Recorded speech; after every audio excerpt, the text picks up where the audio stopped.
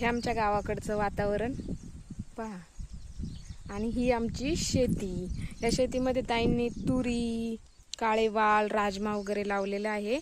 आणि इकडे शेवग्याचं झाड आहे, परत केळी पण आहे आणि पपई वगैरे सगळं काही झाडं आहेत. इकडे ऊसाची शेती आहे, इकडे पण छोटा ऊस आहे, इकडे मोठा ऊस आहे.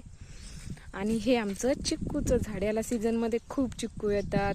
परत इथं भोपळ्याचं झाड लावले, वांगे लावलेत, घरगुती खाण्यासाठी थोडीशी मिरची लावली आहे. आणि इकडे ओपन गाईचा गोठा आहे आमच्या गावाकडे. आणि इथे आमचे 5-6 केळीची झाडं आहेत. त्याला सीझनमध्ये खूप केळी येतात. इकडे नारळाचं झाड आहे घरासमोर. परत इथे आंबा आहे. सीझनमध्ये सगळे काही फळं येतात त्यांना, नाही का. असं सुंदर वातावरण हे पावसाळ्यात हिरवंगार झालेलं असतं. अशा हिरव्या वातावरणात गावाला नक्की यावे सर्वांनी, असं मला वाटतं. निसर्गाचा आनंद घेण्यासाठी तर नक्कीच यावे. असं हे सुंदर वातावरण बघण्यासाठी आणि बघून मन तृप्त होतं. हे पहा, खूप सुंदर वातावरण आहे गावाकडचं.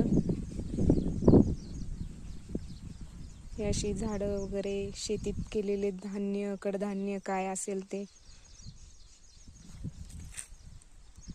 असं निसर्गाचं सौंदर्य पाहण्यासाठी नक्की या. चला भेटूया नेक्स्ट ब्लॉगमध्ये. Bye bye.